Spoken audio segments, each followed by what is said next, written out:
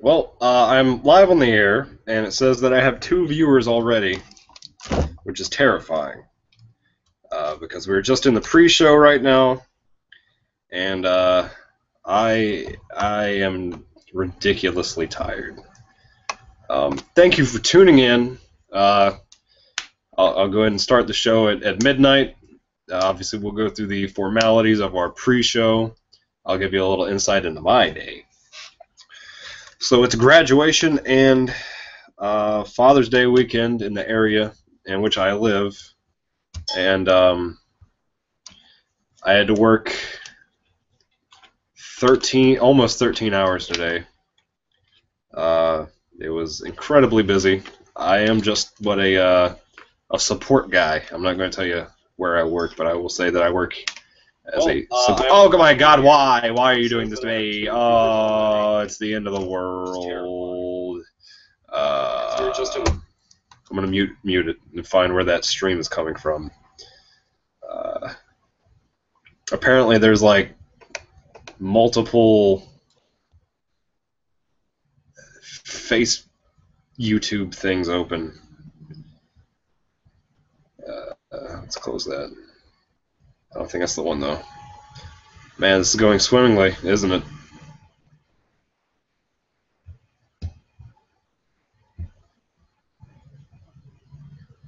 This is awful. Oy. Oy vey. Leaving.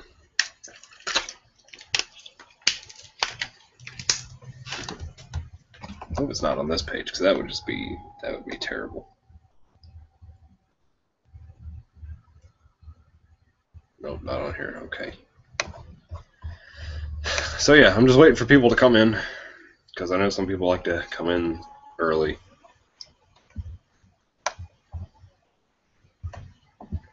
Got nothing to talk about because nobody's here.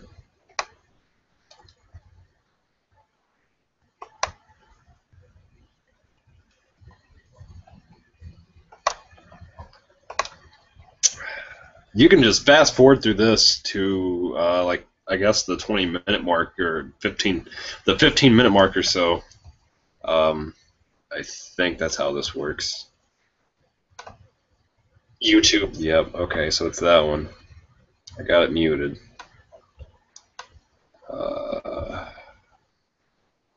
Yeah, that's really about it right now. I'm just waiting for people. It says I got 2 viewers. This other one says 3. Nobody. I'm not getting any responses on the YouTube thing. It says view all comments, and there's no comments yet. So I don't know what that's all about. Score. I would give you the deeper screen. Oh, also, I got stabbed really hard by, I guess I'll have to tell you. I got stabbed really hard by a shrimp today. Right in my finger, and I bled for like about 10 minutes. It was really bad. It would not clot. And I swear shrimp have poison in them. Regardless of what science says, I swear to it there's poison in those tails. Because every time I get stabbed by one, my finger wants to swell up. And, I mean, I'm not allergic to them, but swell up, and it hurts like a bitch.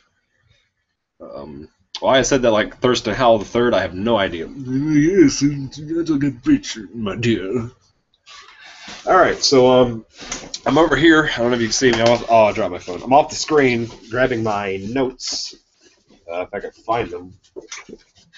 These are my notes. This is my notebook. I got this at a thrift store. Can you see it?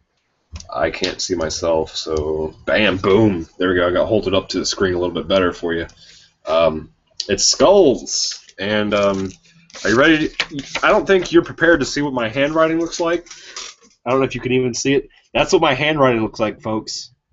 It looks like, it doesn't even matter what it says, it just looks like it says, "Bring me the money or you won't get back your child."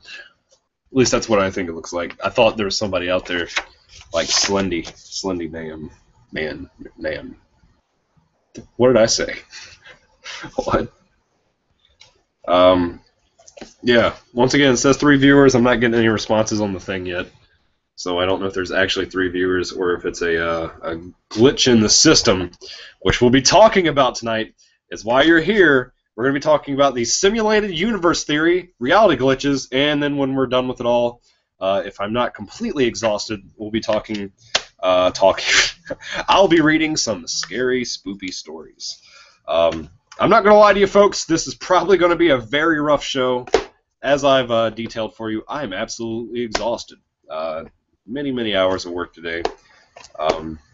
I'm going to be working about, I think the total will be somewhere around like 35 hours in 3 days, and this is day number 2. So we still got tomorrow, which is going to be the hardest day of them all. And yeah, I guess that's it. I guess I got to go in and post. Is that the word I'm looking for? Post these links to my Facebook to let people know that that it's showtime, folks. And yeah, thanks for sticking by with me. I'm not getting your responses or anything, but cool. Thanks. It's good. Good. Live now, not NPOW. Live now. Live now. Come listen. It's gonna be wiggity whack, yo. Wait, whacked out, yo. Hell yeah.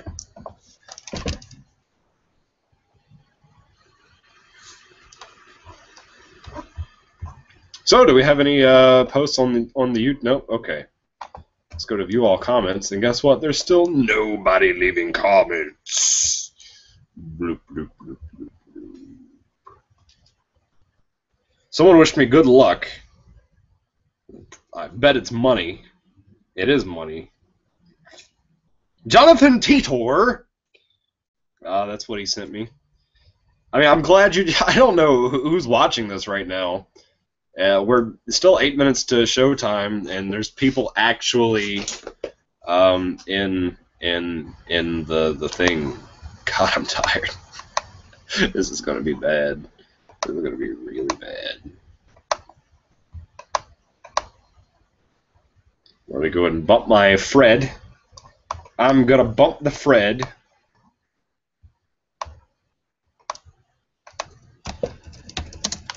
Bump the thread.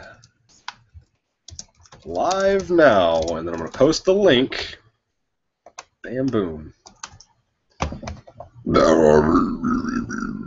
Oh God, I didn't solve the CAPTCHA. Oh, they got me. My life's over. Is that a 43 or a 103? Man, that's daunting. Oh, I hate everything on this planet almost as much as I hate myself. We got 6 minutes. I almost had 5. We got 6 minutes. 6 minutes.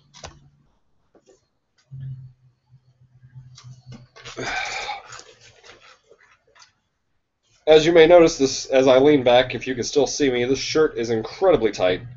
I don't even really like Batman or superheroes for that much.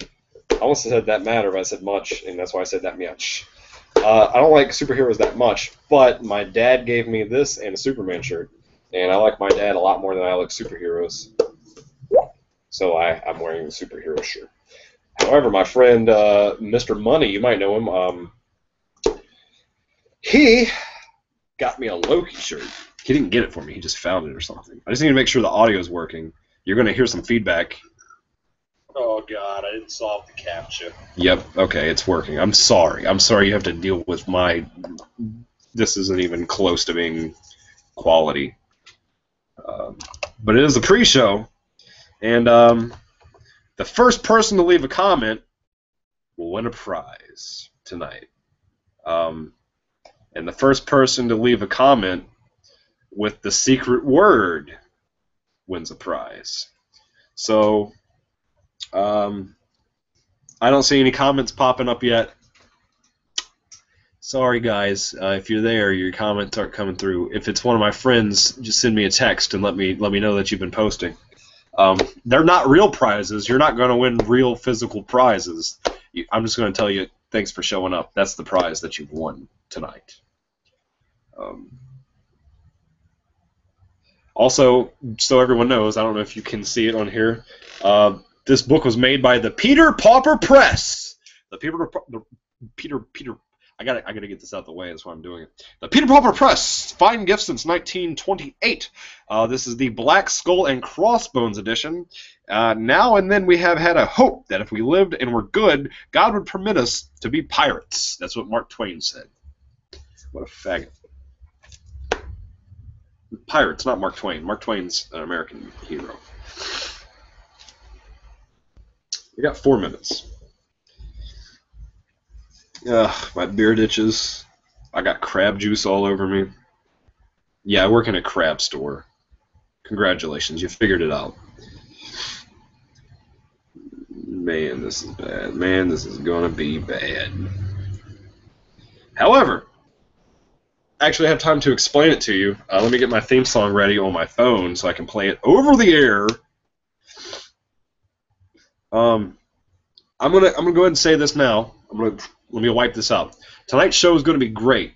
The things that I've learned while researching this topic of simulated universe theory, we can help determine the outcome of a situation by merely thinking that the outcome is going to be what we want the outcome to be, and not being derogatory about it, unless you want the bad outcome to happen. What I'm trying to say is we can determine the outcome of things by simply thinking what we want to have happen.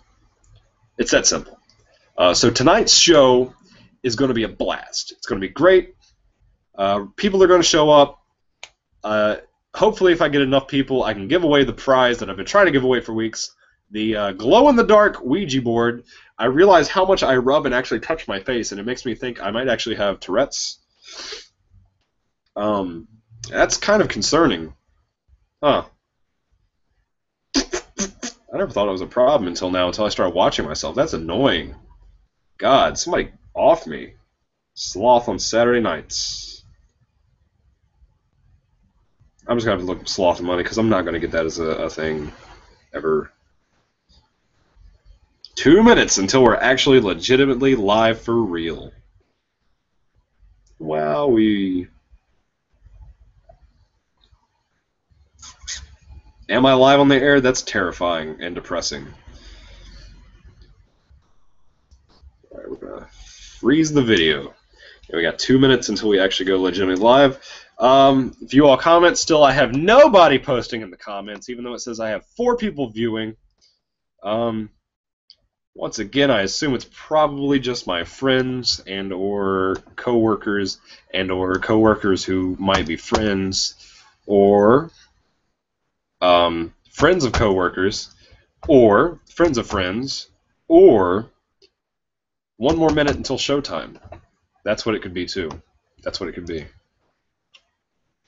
I like actually having interaction with the fans. That helps a lot more to help me get me going. The theme song is about to play, and I was about to get so mad. Like, legit. I've got a bunch of stories lined up tonight. I'll give you the last rundown before we go live here. I've got a bunch of stories lined up, saved in the URL thing, whatever, open in spare windows. Once again, I'm very exhausted, so we're going to see if we can actually, quote-unquote, get there. Hickey Hojo! We got a return player! Hello. Hello, baby. Hickey Hojo has won the prize for being first poster. Hello, Hickey Hojo.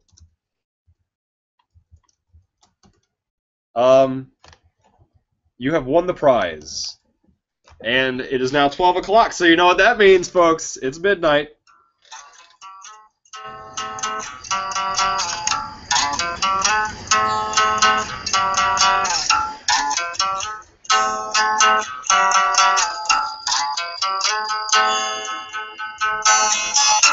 There are some things in this world that peer at you from the darkness. Perhaps that clown statue you bought at a yard sale. A ghostly apparition of a child in the corner. Maybe even that thing on your mantelpiece. But don't worry, Sloth is here to keep you safe on Saturday nights. That's right, folks. Welcome to the very first episode of Sloth on Saturday Nights without money, sans money, because he is at a Backstreet Boys concert, and I am all alone, and I have done my research, and I've got my list ready right here in the book. We are talking about the simulated universe theory, reality glitches, and when we're done with that, we're going to lead into scary stories. Don't let my exuberance and bombastic attitude fool you, because I am absolutely exhausted. I had a very long day at work, but I'm not going to let that stop me, because I realized there are some things in this world that can't hold you down, and there are a lot of things that will hold you down, but the show must always go on. As always, I am now Sloth, your master of ceremonies, the master of cruelties, the pyromaster for Saturday nights, leading you into the darkness, eschewing you away from the light. What is actually the light, quote unquote. But hey, Hickey Hojo, thank you for showing up. You were obviously, if I remember correctly, you were there in a prior week, and you're the man. You're the man, buddy. Thanks for showing up. The stream is a little bit behind for you because I'm watching the stream right now, and it says that you're actually just listening to my theme song. All right, folks. So I decided to actually do this topic because it's one of the things that has always bothered me. We touched on it a little bit last week about what is there for us, like, outside of this world after we die, like after we actually will die, after we pass. Is there anything of us that remains? Do we continue as an ethereal sort of force? Are we a ghoul, a ghost of some sort, an apparition?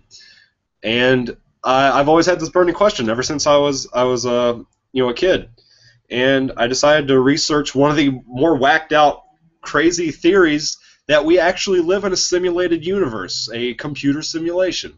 And while I completely dismissed this theory going into the topic at hand and into this episode, as time went on and the more I researched into it, I started to think, wow, this is a really fun theory to entertain, and part of me wants it to be true.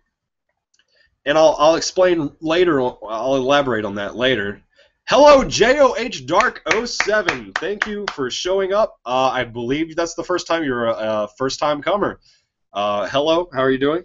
I'll type hello in the box, and you'll hear it on the screen. Thanks for... of course, it's going to go right down the page. Thanks for coming in.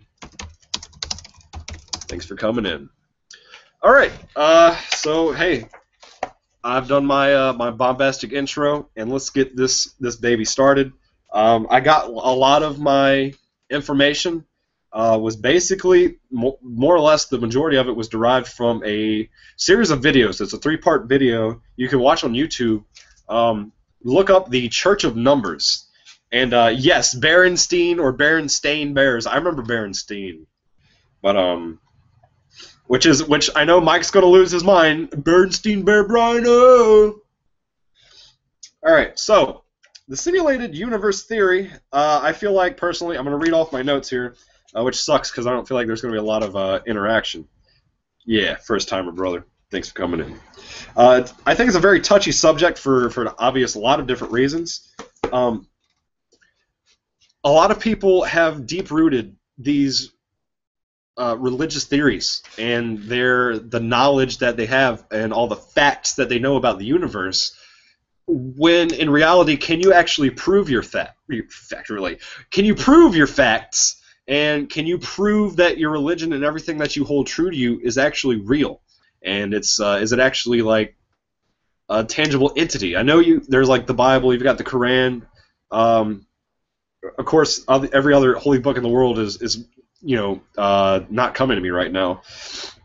But can you prove? I understand that you have these words written in it's right there on paper, black and white, on the ink, on the parchment, on the scrolls. But were you there at the beginning of the universe? Were you there at the creation of the earth that God created? These are the things that made me entertain the thought that we do live in a simulated universe, because you can't prove nor disprove it, really. And I know that's what makes people completely dismiss it, is because you can't prove it or disprove it. But that's why I would like to entertain the thought. Some other reasons. Let's see here. Because people are naturally skeptical. I think I'm naturally very skeptical, a very very skeptical person. Um, but it's healthy. It's healthy to be a skeptical person because if someone says, "Hey, there's gullible written on the ceiling," you're not just going to be like, "Oh, okay, let me go look," and then you get punched in the dick and balls. Um, let's see. Uh, the simulated universe theory. It's the complete opposite of what humans used to think of themselves, because the way we our predecessors. I'm not going to say we evolved from them, because we still have the hard wiring of these people. We still have the hard wiring of our like mother and father humans that we came from, and the way we viewed the universe was that the universe was made for us, and the universe revolves around us in the way that we feel, think, and see in our day-to-day lives. We thought the sun used to revolve around the Earth, and that's after we got science, we got telescopes. We figured out that that's obviously not true. Uh, and that kind of broadened the horizons for religion a little bit to say, hey, maybe the sun doesn't revolve around the Earth, and we're not the center of the universe. So that changed things a little bit. But what I'm trying to say is the simulated universe theory more or less tells you that you don't matter. Nothing that you do matters. Nothing that you ever do will matter. And nothing that you've ever done matters. No one that you interact with, everyone that you interact with, none of them matter, because you're all going to return to being source code one day once you die. That stuff that we call matter, it's all simulated. It's all fake. It's all nothing. It's nothing and everything around us. It's, like I said, it's mind-blowing once I get into the actual other scientific stuff. I've got a little bit of a nose thing going on, so bear with me. Let's see. Like I said, life is meaningless in a way. Everything that's been created for us all around us is just meaningless in some kind of way. And it's just the thought on blah, blah, blah. One of the things, the scientific things I want to talk about that really tripped my mind out, because I was reminded of this when I was researching. Atoms are made up of 99% empty space. If you took your entire body and you condensed it down, you would be able to fit your entire body into the size of a sugar cube, I believe is the way that it was explained to me, or a spoon, a tablespoon. And that's mind-blowing because it makes me feel like, hey, think about all that empty space around you, and I just feel like the atoms are eventually going to go. Why aren't we programmed to not be skeptical? I just saw that come up. Kiki Hojo, I'm sorry. I think it's a survival technique. I think it's for our survival that we're programmed to be skeptical. In my opinion, I really do, because if something's very sketchy, it's like, say you go into a bad neighborhood. If you didn't have your survival mechanism inside of your head, there's a better chance that you're going to get stabbed in the stomach and they're going to steal your wallet. And then you're going to die in a pool of your own blood. But yes, that's assuming that we really do live in a simulation. That's a good point. Assuming that we do live in a simulation, why would we be programmed to be skeptical? See, now I got to redact that. I got to walk back a little bit. That's a really good question, actually. Maybe not all of us are programmed to be skeptical. Maybe it's just people like me, because I'm a truth seeker, and they do need other people to not be skeptical, to just kind of go along with the flow of things and see how people like me and other people who are skeptical, if we just flow with the tide, or if we just kind of actually go out and we try to be that barrier and that breaks the water up some. And are we just gonna? It might be a simulation like that where they're trying to see how we react and how the nature of all these different creatures that they've created in their simulation react with one another. How do things mesh? I mean, you have all of these different countries fighting for good reasons, and then you have all these countries fighting for no reasons. And that could also be maybe we're a simulation of an older time, and they're looking back to their ancestors to be like, hey, how could things have gone if they interacted with one another in a different way? That was another one. I don't really completely agree with that one. That's not as exciting, but it is one of the theories. I don't like it as much. And we're actually about to get right on that topic now. Why simulate? It was actually, I'm stealing that verbatim. I'm sorry. Church of Numbers. Why should we simulate it? And it could be the biggest one I really think is the two biggest ones will be for scientific purposes. Scientific purposes. I don't know if I said scientific. I'm thirsty. And video games for entertainment. We simulate football games all the time. You think that you play Madden, and that's a form of our entertainment. Maybe somebody out there, well, I can't say somebody. Well, I guess it would be somebody. Once again, it's hard to wrap your mind around all this stuff, really.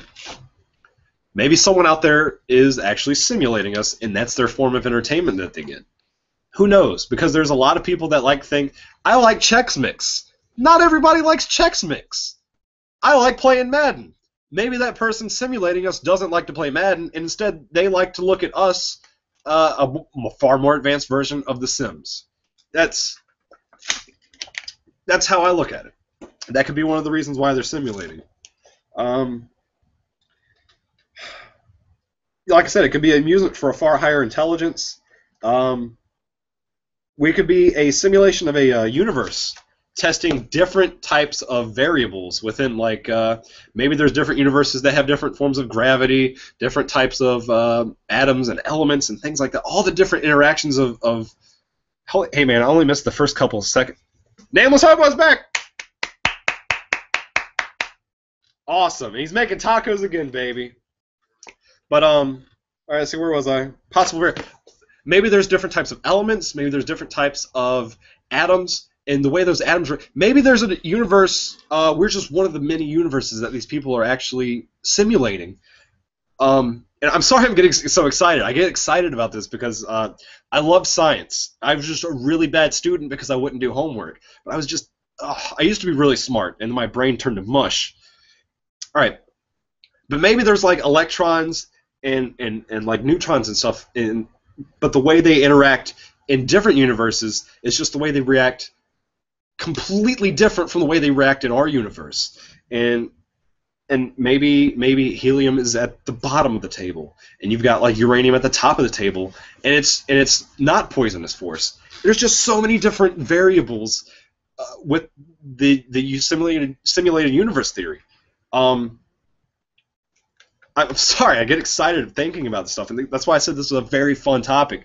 I never even saw The Matrix until this week, because I'm behind the times. I'm a nerdy. Here's another one. I wrote it down. Sorry, I got to keep stopping to look in the book. When you simulate and when you play games like Madden or FIFA or NBA 2K, whatever, it makes you feel smarter. It makes you feel intelligent, and sometimes it makes you feel like a god, being able to control all these different players, all these different interactions between your front office, etc., etc. And that's why some people like to play The Sims, because it makes them feel like a god, an overseer, and they get to create this own world. They're like, hey, this is mine. This is what I identify with. This is my identity. That shit blows my mind. A universe with a completely different set of physics. Exactly. Hickey Hojo, one of the things that I came across was if there were a world where we had more oxygen, we would be taller, and we would actually, depression would be almost non-existent because of the oxygen being so dense in our atmosphere. We would actually be in a far better mood all the time, and I believe it was something like we could jump higher because we would have lankier bodies, but at the same time, all of the insects on Earth, instead of being this big, would all be, I think they said something like 700% bigger or something like that. So we would have giant spiders and cockroaches, but, you know, on the other hand, we'd be happy about it. I know, it's mind-blowing looking into this. There's just so many different possibilities for everything. And it's literally infinite amount of possibilities. if you really stop to think about it, we simulate brains in laboratories right now. I think it was something up to 10,000 neurons or something like that. I don't. I need to look at that number. I should have wrote it down. Flatland, the idea of fourth dimensional. Um, there's actually, I was listening to Michio Kaku. I never say his name right, even though I love the man. We live in the third dimension, and I'll explain it to you just like how he explained it to me. We live in three dimensions. We go up, down, left, right, forward, and back. But if you stop and think about it, if we have a fourth dimension, there's another area of travel that we can't even conceive. And if you really stop to think about it, and this is going to blow your mind, on fourth dimension, you think that's mind-blowing? There are 10 dimensions that are being estimated by theoretical physicists.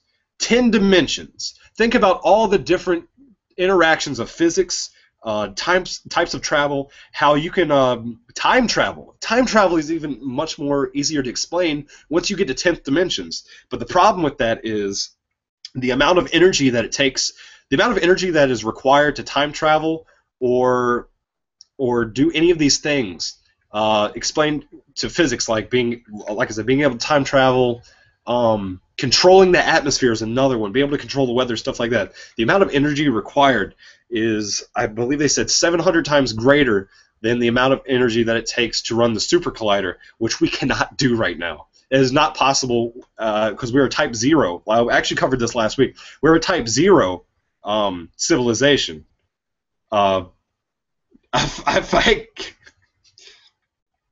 See, dude, I would physics instead of economics. I'm not going to lie to you. Physics is great, but get a degree in economics so you can actually afford to live. And hopefully, I'm actually entertaining you guys tonight because I feel like I want to keep doing this. And I thought this was going to go by really fast, but I'm loving this. This is great. Thanks, guys. This is fucking awesome. I did want to leave you with this note before we go into the rest of the stuff that's going to start blowing your mind, whatever. I want you, and I wrote it right there really big, no preconceived notions. Every preconceived notion you have and you've ever thought about, I want you to just throw it out. Walk to your front door, open it, and go, preconceived notions, leave me. Your preconceived notions are gone. Or you can do it at the window, or you can sit on the toilet, flush it away. I'm going to give you one more quote. Niels Bohr said, "Everything we call real is made of things that cannot be regarded as real." Let me read it again. Niels Bohr, one of the largest names in science that we actually identify with in America. I don't know about the rest of the world. Everything we call real is made of things that cannot be regarded as real. That's mind-blowing. Actually, right here on the next page, the amount of energy needed to carry out such a simulation. That's the other thing. The amount of energy to carry out the simulation, because it would have to be run on a quantum computer, or quantized. Yes, a quantized computer or quantum computer would be insane, theoretically, because you have all of these different interactions day in and day out between 6.5 billion different characters. And I guess we would be characters. And once again, the amount of energy, the processing power needed to control the 6.5 billion people, plus you got to think about all the animals, all the insects, the weather, and just the processing power would be immense. We would not be able to carry out anything like that right now. Maybe on I think on a flat scale like this, where you just look at how time progresses and how the universe split apart, we can do that. But the day-to-day lives of people is not possible for us right now as a Type 0 civilization. It's staggering. Really only be carried at quantum computation, and that's the only way that would be a reality in that situation. We got said 6 people. I was up to 6. Whoever you are, number 6. Thank you, buddy. All right. It goes back to the theory of ana-encounter are the terms used for the extra dimensions and fourth dimension universe. Thanks, Charles Hinton, for that. Charles Hinton, the name is up here, but I'm drawing a blank on who it actually is. Now I feel like I'm underprepared, but I know I'm not. We're going to get there, guys. I'll look it up at the end of the show, or towards the end, something like that.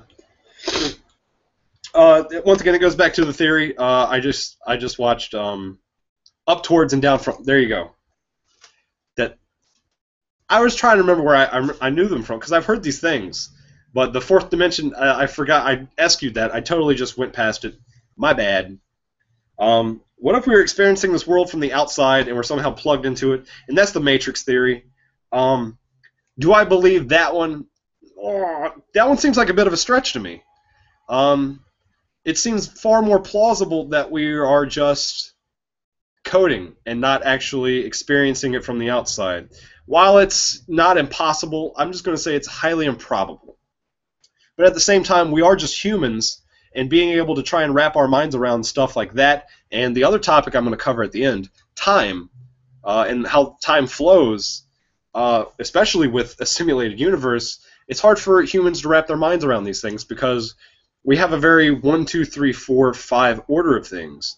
Everything is A, B, C, D, E with us. It's straightforward, linear, and it's like a stream. It heads down, just downstream. It's like a stream that heads downstream. Why are you guys even listening to me? I'm awful. Let's see. You can see the onset of the. All right, that's the other one. Simulate so you can see the onset of the Big Bang. And theoretically, here's the one that will blow your mind with the time. Let me take a sip. We could be experiencing the universe subjectively, us seeing time heading forward. However, the simulation could actually be running backwards. And they're going from where they were at the start of their simulation backwards to see what happened before the Big Bang.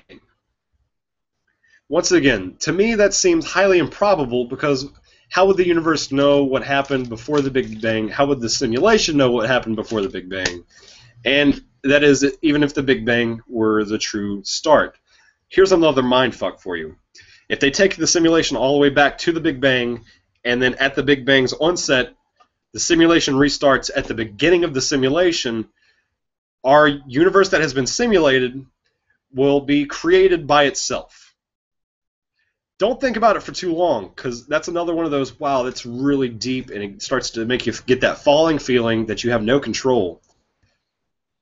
It's so, once again, being on just this human level, with the brains that we have programmed, because we still have a very primitive brain, and that's why it's hard for us to wrap some of us, most of us, the majority of humans actually, to wrap their minds around these different scientific things. Hickey Hojo says I'm doing great, thanks. I'm running out of water, and my voice is going out because like I told you, I was at work all day, and we got to talk and share information. You've created that reality, subsequent births. Yeah, the subsequent birth of the universe before that, and the reality that they actually created. I have that right here. You can tamper with the code. That's another thing. You can tamper with the different physics. We already covered that. Or you can just let it go as it is. They could be simulating the universe backwards and changing some of the code to see what would have happened different if one thing happened as opposed to something else. And that would be tampering with the code. Or they're simulating it forward, and that's another mind blower. They just started from scratch, started a new universe, and they tampered with the code, and they wanted it, maybe it changed the onset, maybe one bullet in World War II went in a different angle, and it hit a soldier in the head instead of in the shoulder. He never has that daughter who assists the scientist, and somehow a different scientist goes to university, and we get a cure for cancer in the year 1999, as opposed to not having it right now. That's one of those things that maybe if they change the coding just a little bit, that could be one of the reasons why they do it. Once again, it's way out there.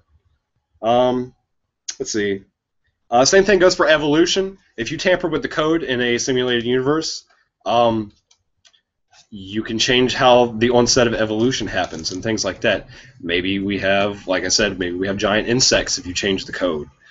Maybe humans develop the ability to time travel shortly after figuring out how to drop the atom bomb. Things like that. Just by simply changing one line of code, you would be able to do that. It's just a theory. Are we like? And that's another question. It goes back to God. Are we created in God's image? If there's a God, are we created in the Creator's image of the simulation? And that's a really tough one, because then they would have to be a human like us, but they wouldn't be hardwired with the primitive brain power that we have. And I don't know. It's really tough to think that a human from maybe I'm going to say the word genus. I think that's the proper word. From our genus, we have someone that evolves from the humanity that we have now, and they ascend to a higher form of intelligence just to simulate us. And I just find it incredibly difficult to wrap my head around that one, because I feel like we're going to blow ourselves up. And that could be the other theory too. That I saw that one. We blew ourselves up, so we decided to create a simulation, and we're now simulating up to the point where we blew ourselves up and create a simulation. So we could be the 27th simulation. We could be the first simulation. This could be before the simulation even happens. All of it. All of it's just interesting and mindfuckery. And that's the thing about it. It's, like I said, fun. Because you can't prove it, you can't disprove it. Any theories are welcome. If you've got a theory, if you've got anything to contribute, go ahead and drop it down in the comment box, because I would love to hear them, because that's why I love doing these topics. If I'm not feeling down and out next week, because I'm feeling great this week, I want to look up cryptozoology. I actually don't like the topic at all, but I think once I start researching it, it'll be far more fun for me. What about other intelligent life forms? Did they create us? Are we not like them? Do they want to create something different? That's possible. Does it matter? And this is one of those things, when it gets down, I'm going to go ahead and lean back and talk to you directly for a second. And this is on a human level, not science out the window right now. Does it matter if we feel emotions to them? Does it matter if we feel emotions and we're a simulation? But at the same time, why would they simulate us with these emotions if it didn't matter that we feel these emotions? And that's also the scary thing behind the simulated universe theory. Are the feelings that we have real, or are the feelings that we have part of the thing that is greater than us? Is it just coding? And then it gets down to the mental aspect. Do we have free will? Because if you're just a part of a giant source code, crypto's always a fun topic. If you're part of a giant source code, you don't have free will. You're just numbers in a line repeating over and over again, ones and zeros. And nobody wants to feel completely hapless, useless, nobody. And it's just a tough one to feel. It gives you an empty feeling when you really start to think about, hey, maybe I am just numbers in a code. And I think that's why, like I said at the beginning, it's hard for people to want to accept the theory, as opposed to like a mainstream religion or having a God type figure. But I mean, that is what it is. At the end of the day, I think I'll just pause it right now before I go deeper into it. At the end of the day, really, if we are or are not a simulation, it doesn't matter, because if you feel what you feel. And if we are in a simulation, this is what we know as our reality. So we need to actually live our reality. Sorry, I had a burger. We need to live our reality and enjoy our reality that we have. But once again, that goes back to the fact, is that the source code talking, or is that my free will? What is it? We could easily just be simulated brains, getting spark jolts into ourselves, programmed a certain way. Another one, are we simply an educational tool? And a look back into the past with the Magic Looking Glass, the backward simulation, because we could easily just be an educational tool for these higher intelligences. Maybe to educate, as stupid as it sounds, maybe they're, because like I said, with the time aspect, they can see the simulation at warp speed.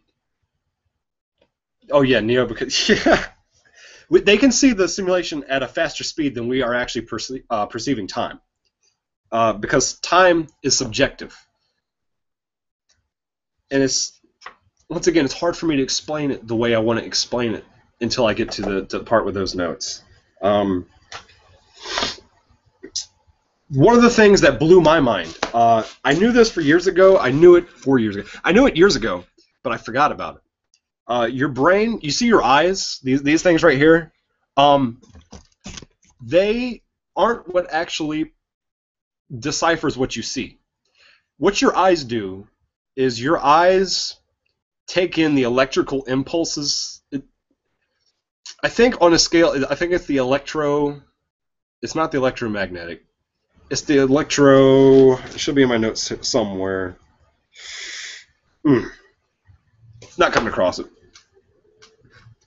So we're inside a simulation. Yeah. Start to deteriorate. Like saving JPEG over and over again. Exactly. I'll get to that when we get in later. Your eyes perceive something, but you're not actually perceiving what's in front of you. What you're perceiving is a series of electrical impulses, and it gets transferred to your lobe as electrical impulses, and your brain deciphers what you see. That's what I'm having trouble. I'm having trouble explaining it because I'm not like a super scientist, and I only had like 4 days to prepare for this properly. You see electronic pulses. You see electrical pulses. You hear electrical pulses.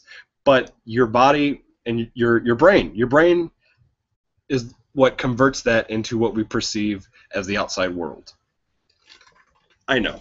I'm just your average guy trying to do my best. See? Bam. Thank you, Nameless Hobo. I feel like you guys know more than I do about this stuff. But, I don't know. Like we said before, if we can convince you to do your own show, that'd be great. And if you guys can inform us, yeah. Yeah, see, there we go. It's right there in my notes. I just looked it over. We only perceive 1%. We only perceive 1% of the electromagnetic wave spectrum as light. So I'm pretty sure if you perceive even like 2 more %, you would go insane from all the different colors and all the different things that you see. So there could be things all around you right now that you don't see that are there. Terrifying. And that could actually be a good representation of some of the paranormal things that happen and can't be explained per se. Like I said, reality is subjective, right there in the notes. Reality is kind of subjective because I'll put it in layman's terms. This will be an easy one to explain. Say someone finds a $5 bill. One person could find that $5 bill and they will be the happiest person in the world. But if another person finds that $5 bill, they'll be pissed off because they need $500. Reality is completely subjective. And that's probably the best way for me to explain it. What I perceive as blue, you could be perceiving as orange. And the next person beside you could be perceiving as green, but we'll never know what all we actually see. Hickey, that could explain some of the paranormal phenomena on that portion of the yeah. And it's weird. It's I always thought that too when it's one of those stoner things though. If I see red and you see blue and the next guy sees green or orange or whatever it is, how do we all know we actually all see the same color? Yeah. Here we are. Energy, and that's the other one that another fact about energy travels in packets. You know, kind of like how, I don't know if any of you guys have ever played like Counter-Strike or World of Warcraft, anything like that. When you ping to a server, they're sending information in packets, and these packets get transferred at a certain speed. Now, and you can't exceed a certain speed, and you can obviously go below. You can just get nothing, but you can't exceed a certain speed. And that's the thing. Energy in our universe actually cannot go above a certain speed. And I think it was I think it's 10 to the 43rd power or something like that. Yeah, it's like 10 to the 43rd power seconds. It's like Planck times, if I remember that right. Like color blindness, exactly. Eop, I think that's your name. I was going to say thank you for coming in. Thank you, Eop. We're slowly gaining steam, and we're taking everybody that will join us. And it's awesome to see that we have fans coming in. It's great, guys. You're making me feel like a $10 paycheck instead of a $2 paycheck, which would also be subjective because somebody would love to have a $2 paycheck. But yeah, energy travels in neat packets, and they can't exceed Planck times. They can't move faster than Planck times. We already covered the 3 dimensions that our world is. We're up, down, left, right, forward, back. And you can't exceed a certain speed, like light, because that's also the maximum, and that was another thing, a maximum refresh rate. Just like speed of light is the universal speed limit for traveling as light, for anything as light related or anything like that. But for some reason, energy and information can travel faster than the speed of light. And one of the examples for that is quantum entanglement. And this one blew my fucking mind. And I still don't understand it, and I can't wrap my head around it. Quantum entanglement says if 2 particles are quantumly entangled, and this one is entangled to this one, and you move them to opposite ends, just opposite ends of the universe, and you move one up, the other one will instantaneously, faster than the speed of light, faster than what we perceive as the absolute top buffer of speed, the other one will instantaneously also move up. You move down, they both move down. Up, down, left, right. And they both move instantaneously because they share information and they transfer faster than the speed of light what we know as the constant, as the fastest speed that things can go at. So it breaks the equals MC squared. It breaks the theory that we know as the fastest speed that something can travel at. And that's amazing. If you can harness the power of that and you be able to transfer information from, like, say you can make a hard drive out of these quantumly entangled particles with another hard drive, you would be able to share that information instantaneously. Whatever you save to this one, you can immediately be transferred to that one. It's mind-blowing stuff. Obviously, that's just child's play compared to what you could actually be able to do with that. You could talk. You're talking about like possible teleportation ability. There's so many things, weapons related that you could do with that. What happens if you throw one of those quantumly entangled particles into a black hole and the other one stays out here near the Earth? There's so many different possibilities that just make you think really just intensely about it. I don't want to talk about it. Let's say, unless you want to talk about spooky action at a distance, which is, bam! Look at that. All right. Let's see. Higher dimensions. We talked about the higher dimensions that it could possibly be, and how we actually. That's another one within the simulation. Like, say this is the simulation. We need those laws of physics, and maybe that's what happened when they set the laws of physics.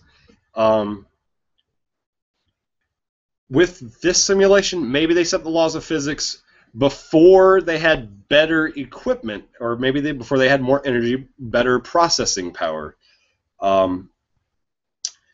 So our physics have stayed constant since the beginning of time, or the Big Bang, because without a maximum distance, without a maximum speed, like light speed, or the Planck time transfer of energy and information, the simulation would start getting hiccups. And that's where it'll be able to lead into our next topic, reality glitches.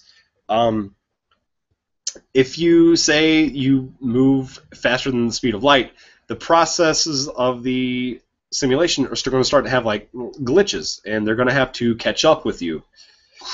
And that's kind of terrifying in a thought, because I've had several times where there were these glitches Not several, just some, but they bother me when I go back and think about them.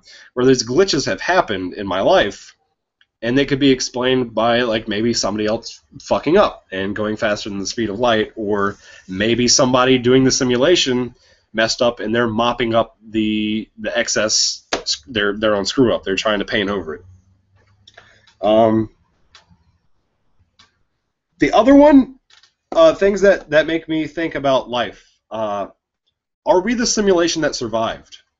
Were there other simulations that ended up failing, and we're just the one that made it with the perfect amount of oxygen in the Earth's atmosphere, the perfect amount? And that just goes on to say, is the Earth simulated, is the universe simulated? You know, are we the one that made it? And if we are, awesome. Good job, guys. We did awesome. We actually made it. It's mind-blowing that we could have been the one that didn't make it. I couldn't be sitting here babbling to you for the last 40 minutes about the universe being a simulation if our simulation didn't make it. And were there other failed ones? In the big picture, and this is like kind of my thing at the end there. Wow, I thought it was the end. I've still got 3 pages. Jesus, guys, I'm sorry. Or you're welcome, whatever. If you're enjoying it, cool, thanks. In all factuality, it is near impossible to prove that this theory is actually true. But the same goes for religion and all afterlife. We are just far too simple with our hardwired brain and our primitive ancestors still very close to where we are to prove anything. Really, we can't prove religion. We can't prove universe being simulated. It's just we can't.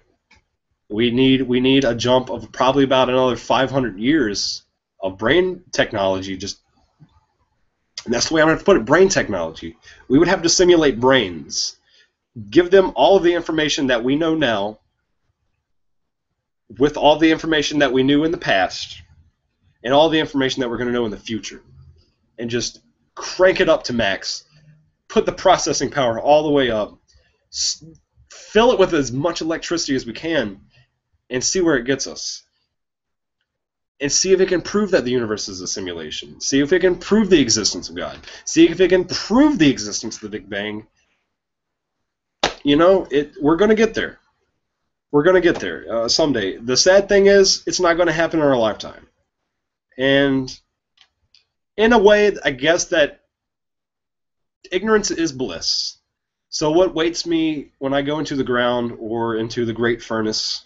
I'm a magic player. I go to the great furnace when I die. Is a mystery. And when I pass, it's still a mystery. And I guess that takes the excitement out of life. If we did figure out that the universe is a simulation, or if there is a God, or if there was the Big Bang and there's absolutely nothing, we just become flora and fauna and feed for maggots and become flowers. This is another one, and I kind of made this theory, well, not really theory, this example up on my own. Would we have ever had this thought that there is something outside of us, like that we are a simulation, if we were born inside of a box? And inside of that box, all you know is that box. Would you ever have the thought of, hey, there's something more outside of this? Or would you just say, hey, I'm in a box. This is my universe. This is all there is. That's a tough one because we think in language. We talk to ourselves inside of our heads. And you can't have those deeper, meaningful scientific theories without language or without understanding of basic math even. So if we didn't have all of these resources at our hands, like all the progression of science that we've had, all the progression of mathematics, even as stupid as it sounds, even without the progression of religion, and I hate to say that one, that hurts me, we wouldn't be where we are today, and we wouldn't be thinking these thoughts. And And I start off with a rat in a box. If you did everything for the rat, you dropped the food in for him, you put the wheel in, you change his bedding without him knowing, would the rat ever think, hey, there's a world outside of my box, or would he think, this is my reality, this is my life, that's all there is? And I think it's a very good question we need to ask ourselves. Bam, bam, boom.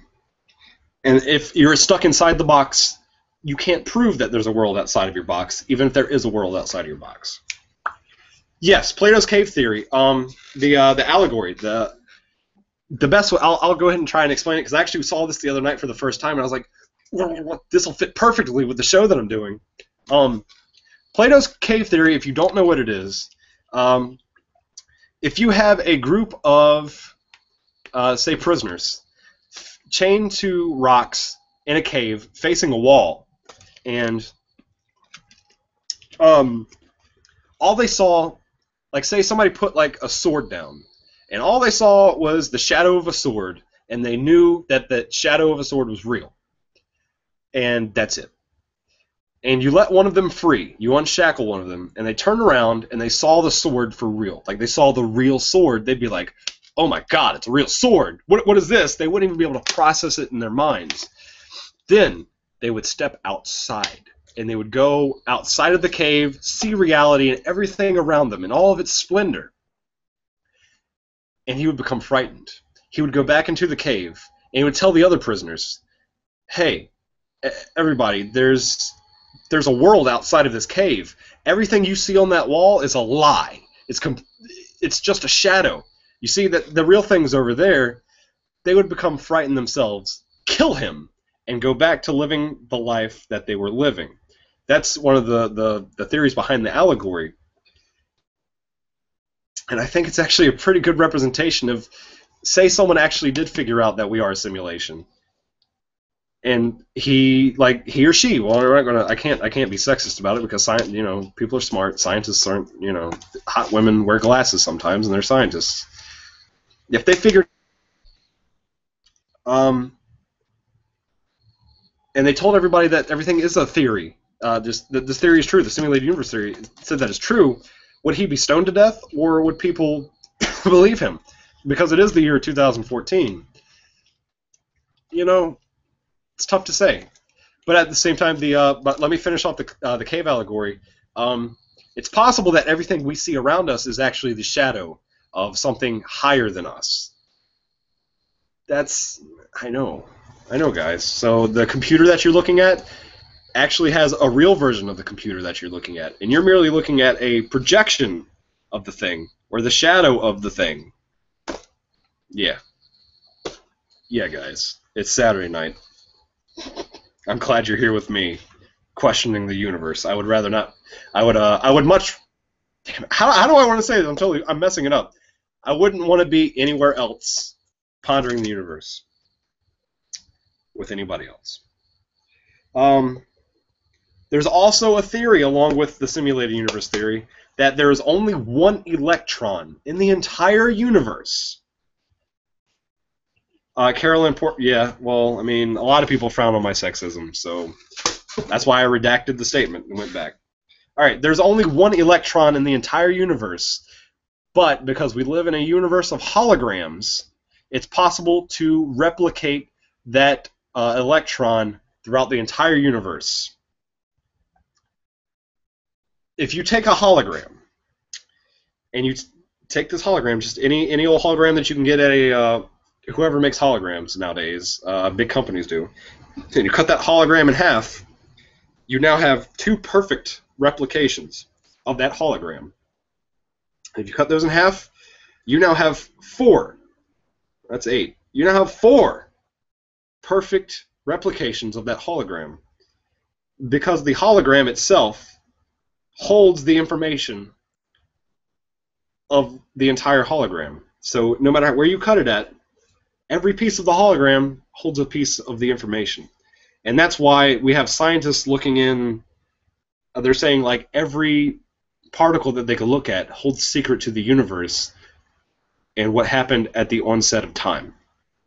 Because everything in the universe is a hologram of itself. Mind-blowing stuff.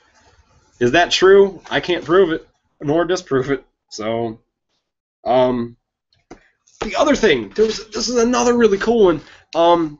They were saying there's like error correction code in some mathematical like equations. When you work out mathematical equations, certain ones, there's like an error correction code in some of them that fixes problems with like maybe things. I think it was things going faster than the speed of light or stuff like that. The code itself gets corrected within these mathematical equations. But at the time that the video was posted, I didn't get a chance to look it up. They were saying that they can't prove that it was just they can't prove it. It was just in the like infancy. It was just in its infancy, so they hadn't had time to look it up and actually do real legitimate studies on it. Because if there is error correction code within mathematical equations, quantum entanglement, speed of light, let's see what's other gravity, anything like that. If there's error correction codes within it, that would be huge for proving the simulated universe theory. That would just be a huge blow to anything else outside of simulated universe theory. At the same time, though, it means absolutely nothing as of right now because they haven't worked out the details on it. And now, is this the last page? It's the last page. Second to last page. And it's the big one, guys. It's the real big one. I don't know if you can read it. I'll hold it up like that. It's time. Time. Because time is probably the hardest to grasp aspect of the topic we're actually covering today. Because what we understand as time as 1, 2, 3, 4. What we understand as seconds and time is completely subjective. What could be an hour to us on the outside of the simulation is merely a blip, less than a second, maybe a microsecond. And that's one of the other things that, even if this is our reality, it's our reality. So no matter, even if we are fake, enjoy the reality that you have. And it's that simple. That steak that you're eating might not be steak. It might just be green zeros and ones. It could be whatever. But enjoy that steak. Enjoy this reality. Now let's talk about time. Time is not linear, but it's nearly impossible for us to wrap our heads around that. And it's quite possible that time itself doesn't even exist. If you want me to go deep into that, and it's something that I would love to do, I would love to go on hours about time being subjective. Maybe I'll do it in the future. But right now, I'm already at almost an hour in, and I want to go ahead and get some of these reality glitches. I don't think my voice is actually going to be able to stand out for the spooky stories, which is upsetting, because I really like doing those. That's my catch. That's my gimmick. As we all know, if you've ever watched anything about Einstein, time only exists because everything can't happen at once. That's the only reason time exists, is so everything doesn't happen at once. Let's say that everything does mean... Alright. Just because we're experiencing time the way we are right now does not mean that the simulation has finished. It has not completed the rendering of the outcome of our universe. So it's possible the reason that we feel time the way we do is because of the simulation still rendering. Or it could be because of the simulation itself being set to a certain speed of processing. And that's how we experience time the way we do. It's also possible that there are other universes being simulated along with ours. And that too is that's a backbreaker to the theory. I think that's reaching out a little bit too much, but I had to restart my video thing there for a second. Sorry, guys. So I got a little sidetracked. So we're our time. Yeah. Everything only exists as a relation to something else. And this is a huge. I like this one. This. Everything in our universe only exists as a relation to something else, like hydrogen atoms, oxygen atoms making up water. Water only exists because of the relation between those different types of atoms, and everything around us only exists because it has relations to other things. That's it's layman's terms. That's I was trying to think of an easy way to explain it, but that's it. That's the nail on the head right there. Um, it, that wood bed you sleep on only exists because of the relations of the wood atoms existing amongst the other things. Water, carbon, all of these different things coming together, all of these things only exist because they relate to one another in some way or form, and they all have different things in common, like the electrons, neutrons, all that other stuff, yada yada, all the atoms that are the basic building blocks of all these elements in life.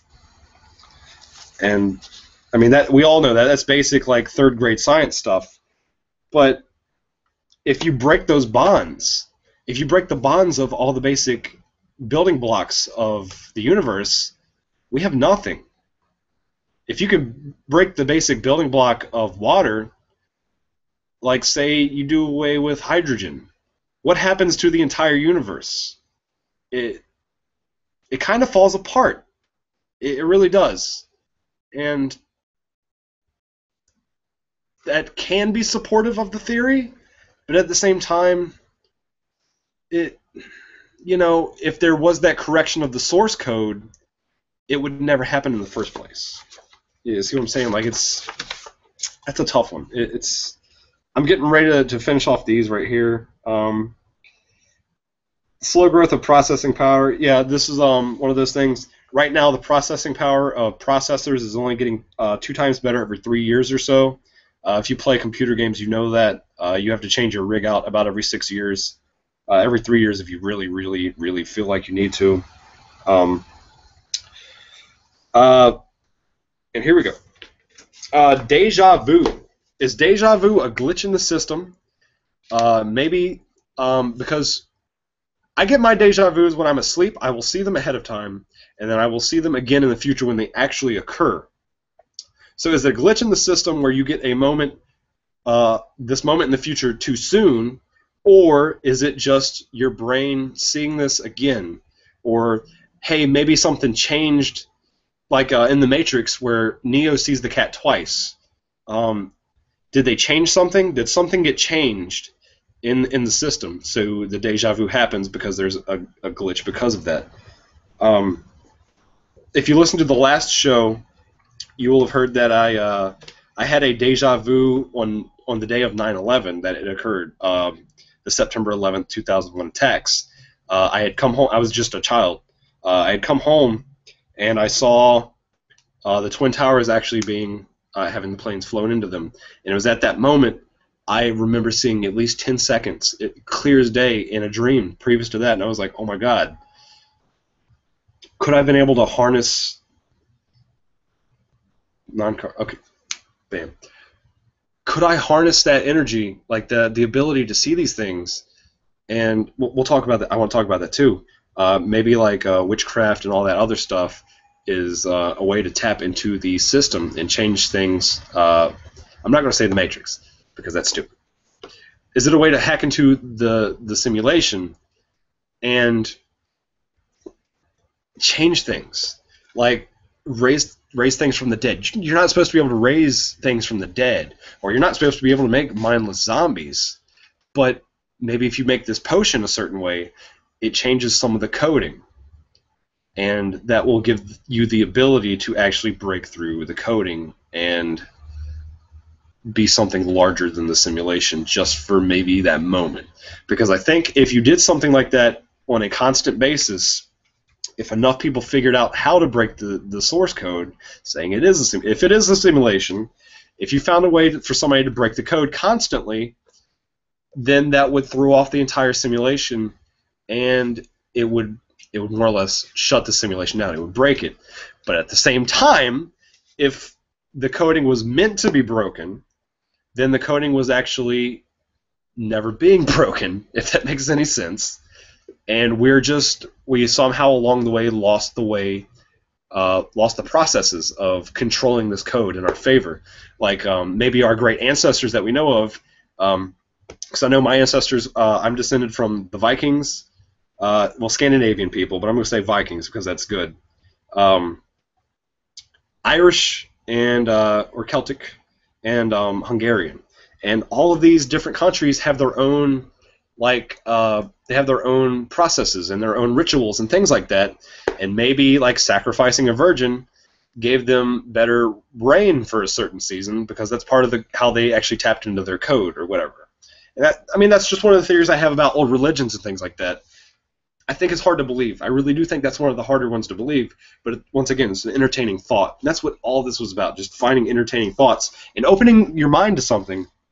Because at the end of the day, what I really decided on when I finished doing the research for all this, I said to myself, and I really was, at the end of like day 4, I was starting to rack my brain. I was like, what if I am just source code? I mean absolutely nothing to nobody. I'm an absolute nobody.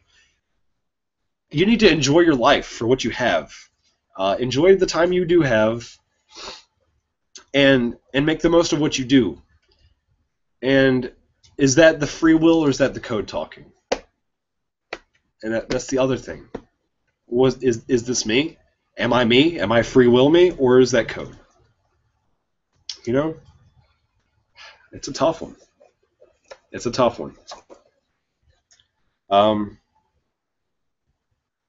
are glitches actually supposed to occur? Is the last thing I have in the book. I can go ahead and shut her on up and lock her up for next week. Are glitches supposed to occur?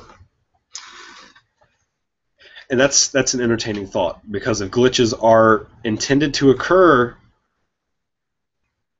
then they're not actually glitches. And if the glitches were thrown in maybe by one of the persons creating our simulation for us to understand that we are in a simulation,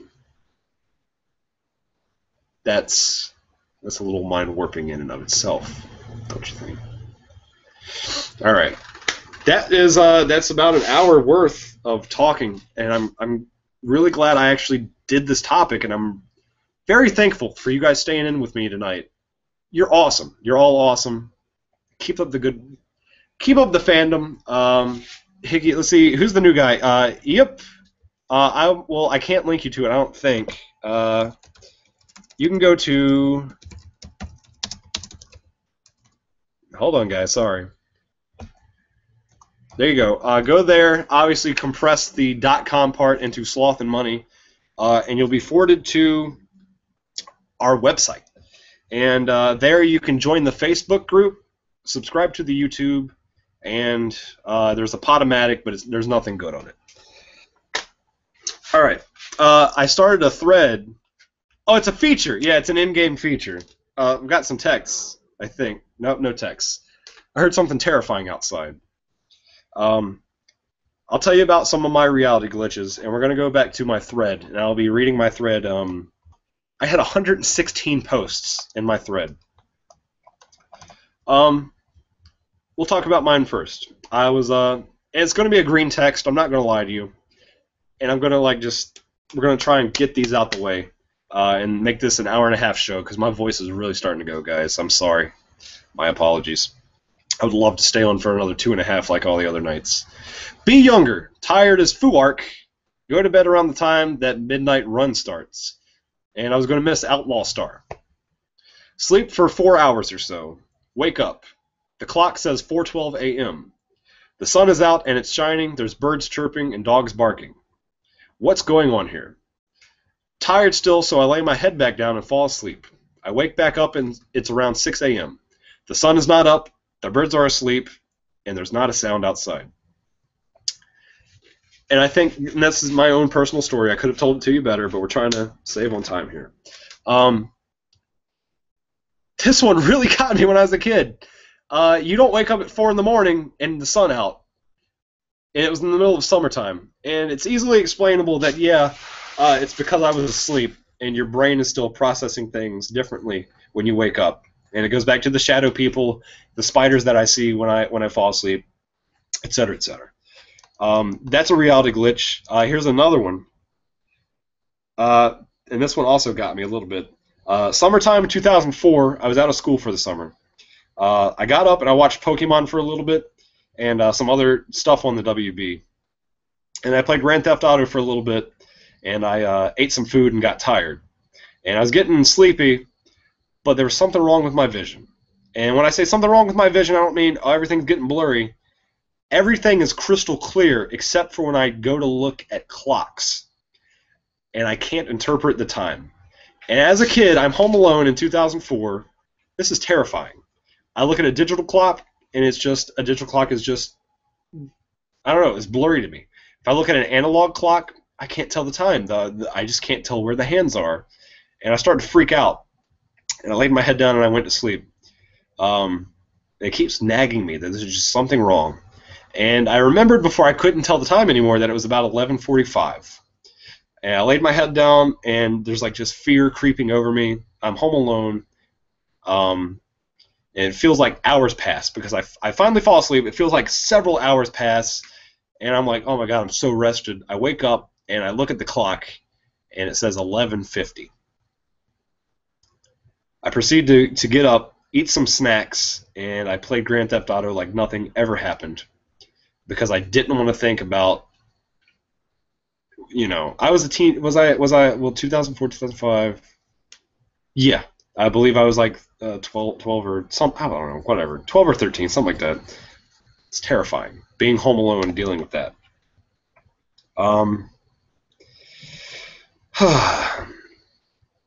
Here's another one from the thread. It was high school about 12 years ago, 11:30, and it was night out for some reason.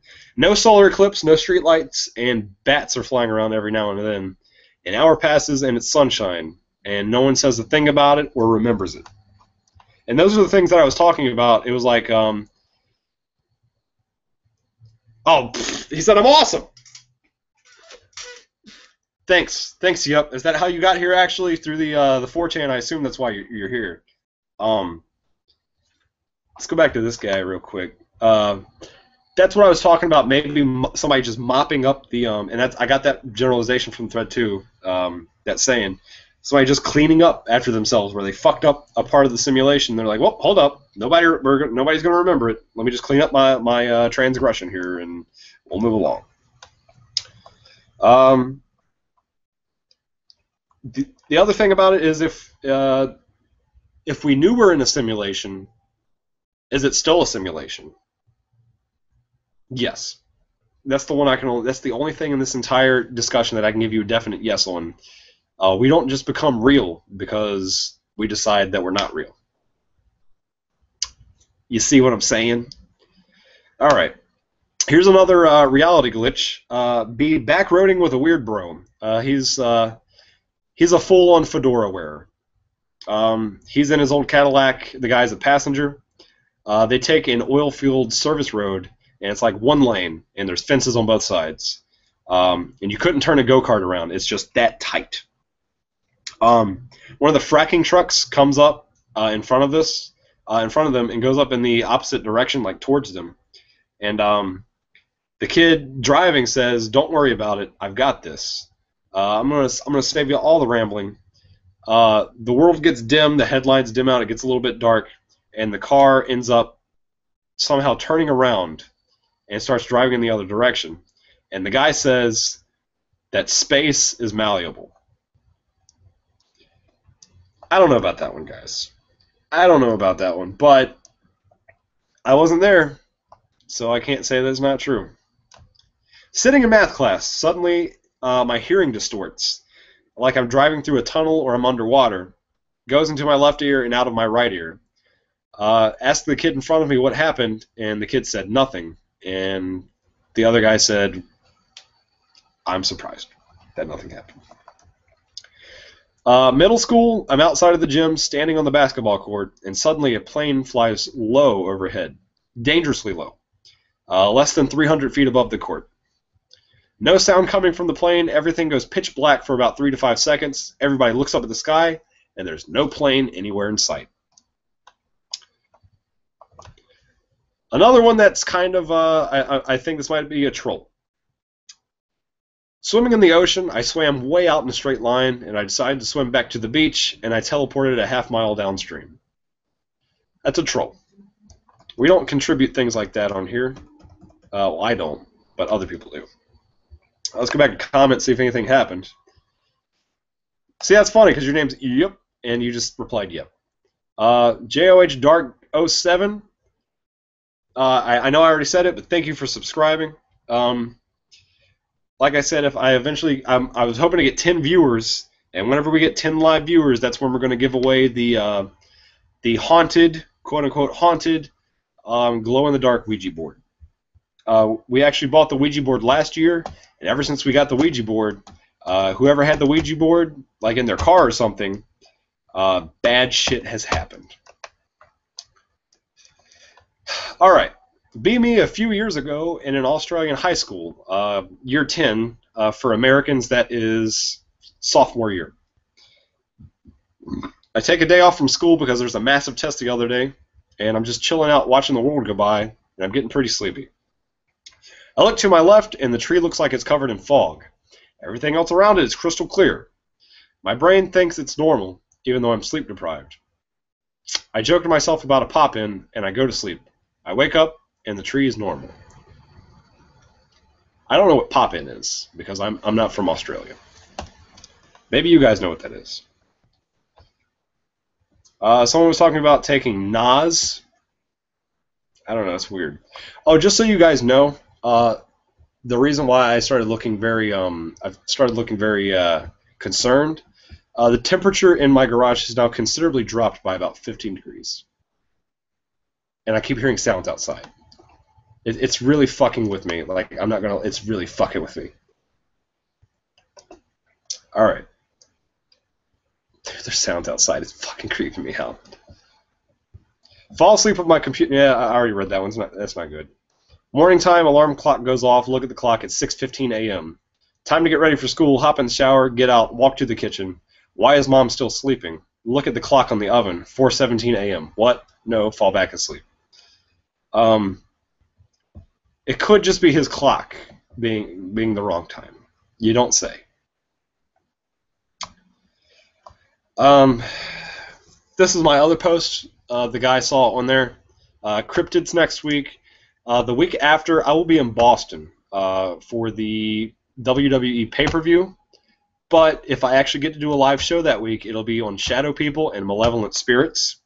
The week after that will be ESP and Psychic Abilities. And then the week after that, another one of my favorite ones, Past Life Regression and Remembering Past Lives. That's a good one. And that could actually tie in really close with our simulated universe theory. I had my vision go pixelated and distorted. He also had it go completely digital. One guy said he's spoken with the dead and he's been able to see parts of the universe nobody knows exists by meditating. Yeah, I don't know. I mean, just once again, I can't astral project or any of that stuff, so it is what it is. I would love to do a show about astral projection and things like that. Maybe I can delve a little bit deeper into it and learn something about it, because I have had lucid dreams and things like that before. So, you know, it is what it is. If you guys have any things that you've ever had happen to you that you would consider reality glitches, go ahead and type them right down in the comment box, and I'll tell them over the thing. So when I transport this down to audio, it'll be it'll. I'm getting tired. I'm sorry. It'll transfer over well. I was younger and going to bed. My mom says goodnight to me. She closes the door, and I see myself from third person from the back of the room. About a second after that, it's daytime, and I'm still in third person. Mom comes back in the room to wake me. I instantly get up the minute the door opens, back into my normal first-person perspective. I've had a dream where I was asleep, and in the dream, it was the next day, and I was at work working, and I swear the dream was me working at work the entire day. And then I woke up and had to go to work. That sucked. That always sucks. Have a trusty pair of jeans, and these are the ones that I'm talking about. These are the ones that really get me. I have a trusty pair of jeans. They're like this favorite pair of jeans. One pocket works, and the other has a giant hole in the pocket. You can't use it. The left-hand side has a phone and a back pocket his back pocket has a wallet, and his right hand is the right hand side is empty because that's the one with the hole. He's walking along, and his phone drops down his leg, and he's confused. The left hand pocket has a giant hole, and he feels for the right pocket, and there's no hole. Those are the ones that I'm talking about that really get me. All right. I want to continue on. Yeah, the banana. I remember the. Yeah, I thought about having a gun too, because my neighbors actually had a party, and it was very raucous. All right, it's 1:15 in the morning. My voice is starting to go out, and I got to be at work at 8 tomorrow morning, and it's starting to get really fucking creepy out here. So I'm gonna go ahead and shut her down for now. Um, I'm gonna go back inside, and I'm gonna reopen the chats so we can actually chat. So I'm never gonna cut the live stream of the video, but we're gonna go ahead and we'll go ahead and talk a little bit in the chat for future show ideas and things like that. And maybe for like about another 10-15 minutes after I get everything up and everything done.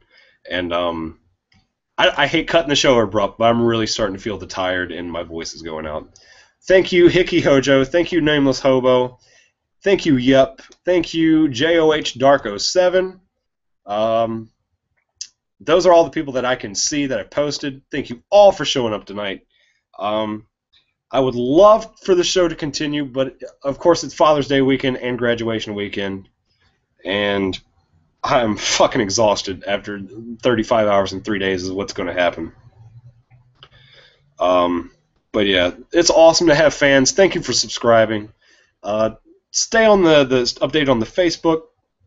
God, there's some creepy stuff outside. I know it. And that's it. That's it, guys. Thanks for tuning in for the show tonight. We'll have another one live at midnight next week. Yeah, I'm going to keep this chat open. Yeah. I'm going to cut the video feed and the sound, and we're going to go from there. Thanks, guys. You're the best.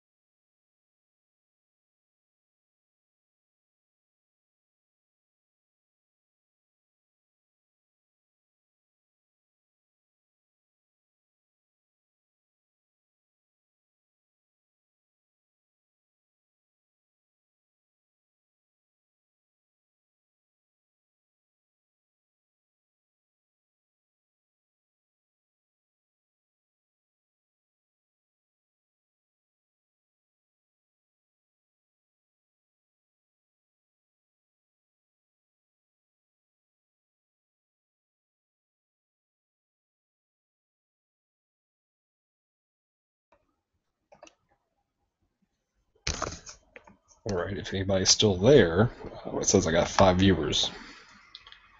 Um, uh, I'm I'm just reading the comments about how I became a creepypasta. I'm I'm back inside safely. Um, what I was actually hearing was the raucous neighbors, um, and finishing their party, and my neighbors had just let their dog outside, and he still had his leash on, and it was a metal leash, I think. That's why. Um, it was starting to get cold. That's the thing that was really starting to freak me out, because it's been like constantly in the 90s, like all week. It's been in the 90s and 80s, and for some reason it felt like it was starting to get about 50 degrees outside. So I was like, nope, we're going to go inside now. And as I was putting because I have to run a Ethernet cable out to my garage, um, through my house. I have to open up a window, run the Ethernet cable out to make sure I have constant connection. I had to go put that window up to put the stuff, just stuff it back in as quick as I could. There were like 20 to 30 fireflies or lightning bugs, whatever you want to call them, just floating about, and that shit was creepy. And that's the story of how Sloth almost died and became a creepypasta. So yes, we'll turn off the video and the not just, there's my that's a Jimi Hendrix poster.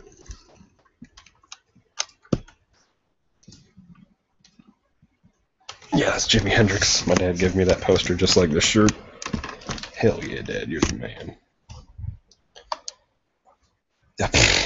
Yeah, maybe my neighbors are skinwalkers. I'm talking very low because people are asleep in my house.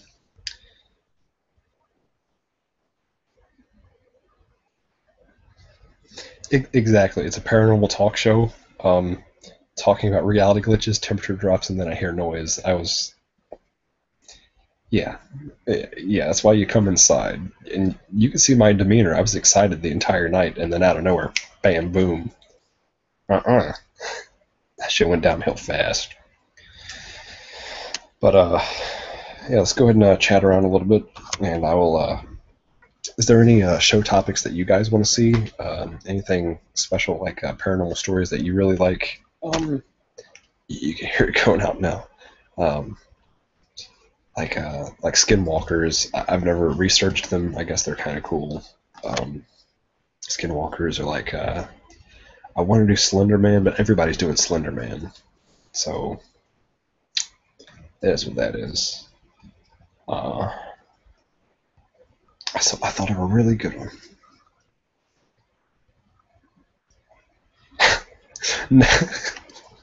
Could you imagine if this show were just like an ultra like ridiculous troll, where like we start the show and we start doing the show, and then for some reason like the video and the microphone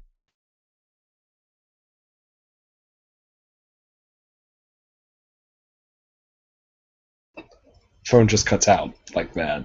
Could you imagine about the like? That's such that's genius. That's absolute genius. You guys have just got me the greatest marketing idea that you could do. Thank you. Let's see who came up with the idea. Nameless Hobo. Guess what, buddy? Guess what, buddy? You just made Sloth and money on the map.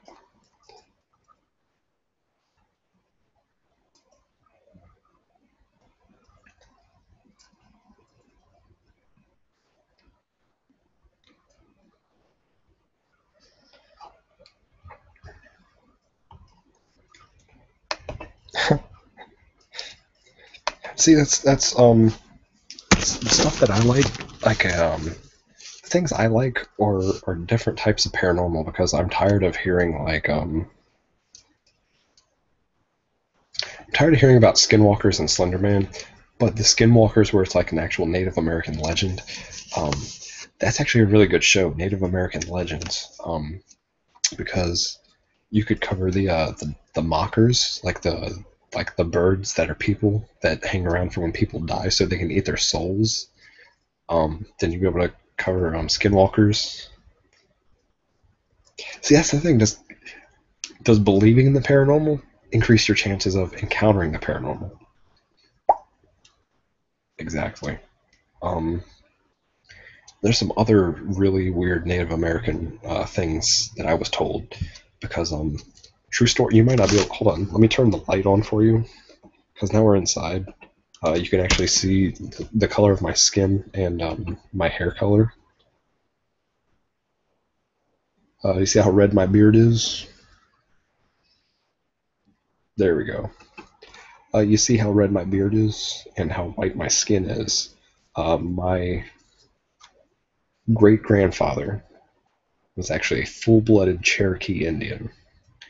So if I could actually like get some connections with people, I know I can't because he's long gone. He's now with my ancestor spirit winds. If I could actually find somebody to interview about like Native American legends, that would be nuts. That would be awesome. But yes, you can tell the Native American in me. Yeah. Um, let's see.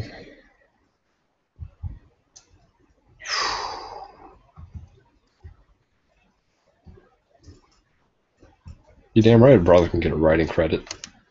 You damn straight. Um, if you guys actually, I don't want to promote it more, but if you guys go to the website or if you go to the email, hold on, I'll just type it out.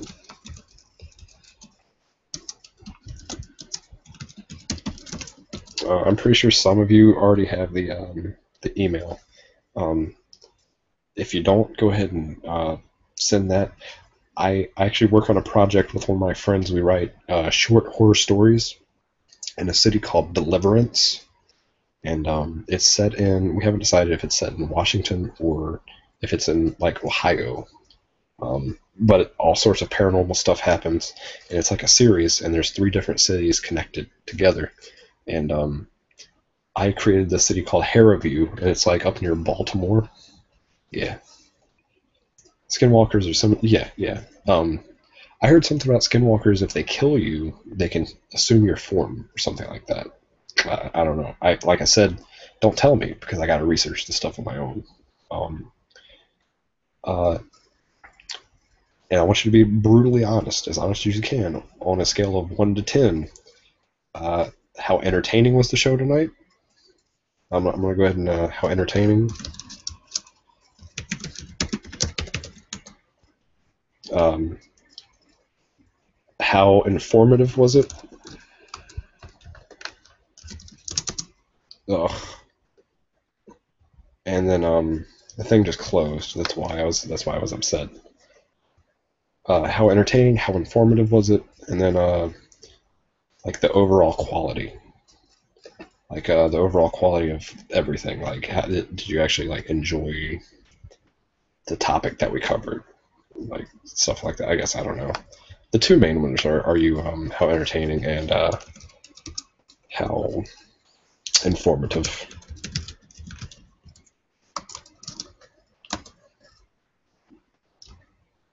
You can just post it right there in the comments. Because, like I said, I'm trying to get better at this. I've been trying to get, like I told you guys, Art Bell is one of my heroes on a scale of 1 to 10 for those things. Art Bell's one of my heroes. He got me into this. One of my friends turned me on to Art Bell and Coast to Coast. Well, he turned me on to George Norrie.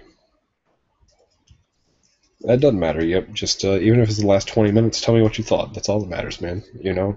I was starting to fall off in the last like half hour though, but no, he turned me on to George Norrie, and ever since then I haven't looked back. Like this is something I wanted to do, and I feel like I've got the voice for radio because I can read the. If you've actually attended the previous stories, previous airings, you know how low I can get with my voice when I'm telling my stories. So, yeah, my voice is raw. You can hear it going out now. I actually got a Facebook message. Who Facebook's messaged me? Hell yeah. Giovanni Vigar. Is that how you say your name? I think that's how you say your name. Hell yeah, buddy. Hell yeah. Hell yeah. Thanks, guys. Actually, that gives me something to look forward to. Awesome. I mean, that puts the pressure on me to put out a better product next time. But and I know I'll never be on the level of Art Bell, but I can pretty sure. Yeah, the being excited about things makes it hard for me to for people to follow. I understand that one. Um, how about I revisit this same topic? Yeah, see, that's the other thing. We always feel like our show has like a different type of charm to it because we're not big names or anything like that. But and I actually love the reason I like doing live shows as opposed to just recording a podcast and then giving it to people. Yeah, yeah, that's why I hate listening to like fucking coast to coast sometimes because one, it's like George Norrie, he's not even trying to interview them, he's just asking questions. You can ask questions all day, but you're not interviewing somebody. It's different, you know, and you're not getting the questions that people want to know. See, we're gonna have a fight to the death between Hojo and Hobo. Um, but yeah, guys, thanks for tuning in tonight. It made today a lot better. It was really shitty at work. Work was fucking awful, and and it really pissed me off that I had to work so long today because I like to take a nap before I do the show, so I can read stories and be like interactive and be able to actually like give you my full spectrum of sloth. Um, my real name is Victor. That is Victor. But yeah. Uh, I think I'm just kind of rambling at this point because I'm really fucking tired. But I wish I could have a chat open so we could continue chatting until I fall asleep. Yeah. Oh yeah. No. I fucking Nori is just there for the paycheck, and I think that's the thing I like about Art Bell is uh he's how I view the paranormal and stuff. I'm getting excited again. You can tell I get excited because my eyes get big and then I start to. Uh, I like Art. I'm gonna slow it down for you. I like Art Bell because he would ask the hard questions, and if he didn't believe somebody that came on the air with him, he would just shove them off and be like, "No, you're fake. You're a fraud, and nothing you're telling me is true. I'm cutting you off, and we're gonna go to open lines." Or if a caller called in and they were like, "Hey, I've got this story," and they're full of shit. He likes me, yeah. Total homo. Hell yeah. See, and it's weird. I'm not gonna lie to you guys. I'll be upfront and honest about it. Fucking see, I know there's pizza roll memes, but I've never looked up the George Roy pizza roll story. But see, that makes me feel good about my voice, because I'm very self conscious about it when I'm playing guitar. But I don't know if I could just be like a 20th as good as if I could just be as 20th as good as Art Bell someday, I would be the happiest man in the world. We had I think at the highest point I had 8 people watching tonight. That's kind of serious. Like for me that's kind of serious. Like I can't even tell you how I'd react once I hit 20 people on the air. Like nuts galore. But I don't think there's anything else on my mind tonight. Like I'm just kind of lucid right now. I'm feeling the vibes, the good vibes you guys are throwing my way. I love you guys for coming out and participating. And that's the other thing. You guys are intelligent viewers and listeners. A lot of people who tune in to shit like Coast to Coast, they don't have a clue on some of the topics, but you guys actually had a lot to contribute, and that's why I think I love doing these shows. with you guys, and even these new guys. They had at least a little bit to contribute tonight, and it's awesome, dude. Just thanks, guys. Keep up the good work on being good fans. We will definitely, like I told you, hospital. He burned his mouth eating pizza. The reason why that's so funny is because you said the word diatribe. Um, no, like for whoever the guys who helped start up the startup, I guess. Whoever helped us in our beginning will definitely get something sent your way. Because while I don't live paycheck to paycheck, and I'm not well off, but we are investing money into the radio show, so that is what that is. Yeah, I think I'm just going to leave it at that because that's like an hour 40 minutes. I'll do the same thing. Thank you, Hickey Hojo. Thank you, Nameless Hobo. Thank you, JOH Dark 07. And yep, you guys were awesome tonight. You guys made the show so much more fun and entertaining for me. And it made my fucking week. So, rats off to you. And thank you for coming out to the inaugural very first episode of Sloth on Saturday nights. Thanks, buddies.